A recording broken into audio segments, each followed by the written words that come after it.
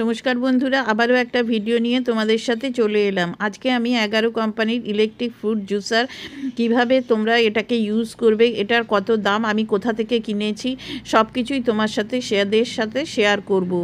আর অন্য fruit juicer থেকে এই ফ্রুট জুসারটা কেন আলাদা, এর মধ্যে কি কি ফেসিলিটি আছে যা অন্য কোনো ফ্রুট জুসারের মধ্যে তুমি পাবে না।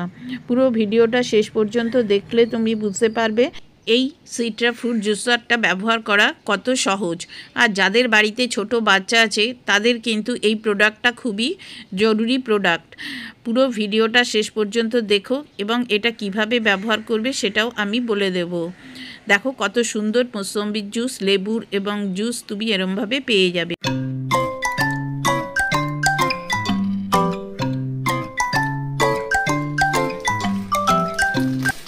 11 কোম্পানির যে সিট্রা ফ্রুট জুসার সেটা আমি অ্যামাজন থেকে অর্ডার করেছি। ঠিক এরকমভাবে প্যাকিংয়ে এসছে। প্রথমে এটাকে আমি কেটে নিচ্ছি। দেখো আমি এটাকে প্রথমে পুরো একদম শুরু থেকে এটাকে আনবক্সিং করে তোমাদের সাথে পুরো ভিডিওটাকে শেয়ার করব, যে এটা কত দাম নিয়েছে, কি কি ফেসিলিটি আছে, কি কি এর ভেতরে দিয়েছে, বা এর মোটা থেকে তোমরা কিভাবে জুস করবে সব কিছুই দেখাবো। তাহলে পুরো ভিডিওটা কিন্তু শেষ পর্যন্ত দেখো। দেখো এরকম একটা বক্সে এসছে। এবারে এটাকে বক্স থেকে আমি বার করে নিচ্ছি। পুরো স্টেনলেস স্টিলের বডি এরকমভাবে বার করে নিলাম। এবারে দেখো এরকম একটা ম্যানুয়াল দিয়েছে, আর এটার আইটেম নাম্বার হচ্ছে 34062।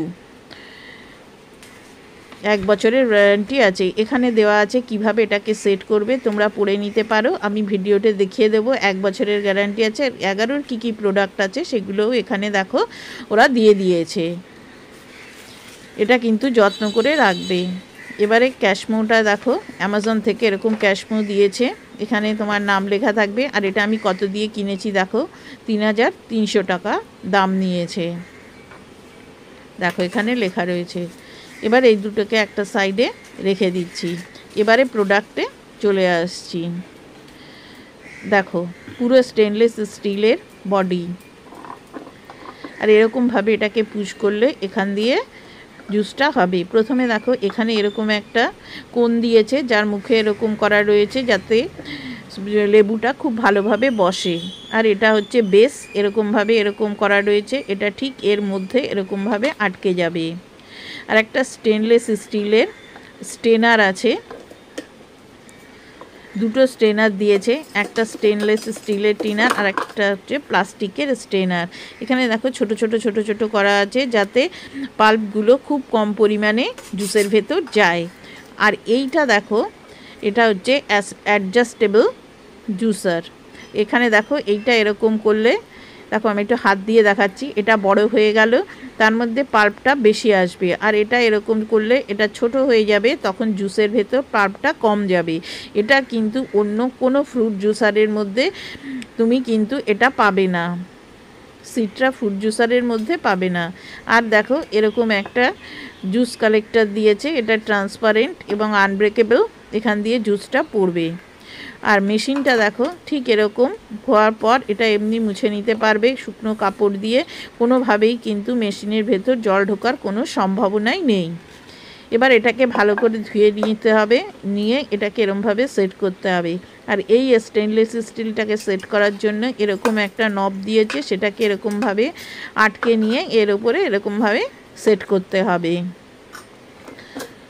প্রথমে আমি তোমাদের যে মৌসম্বি আছে সেইটাকে জুস করে দেখাবো। আমি এখানে এই প্লাস্টিকেরটা লাগিয়ে নিলাম, তারপরে বেসের যে আছে সেটা লাগিয়ে নিলাম, আর উপরে এরকম কোনটা এখানে খাজ আছে, এই খাজের ভেতর এরকমভাবে লাগিয়ে নিতে হবে।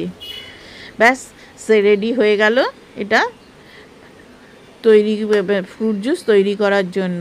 এখানে আমি কিছু ছোট সাইজের মৌসম্বি আছে, দেখা যাক এই মৌসম্বি থেকে কতটা পরিমাণে আমি জুস পেতে পারি।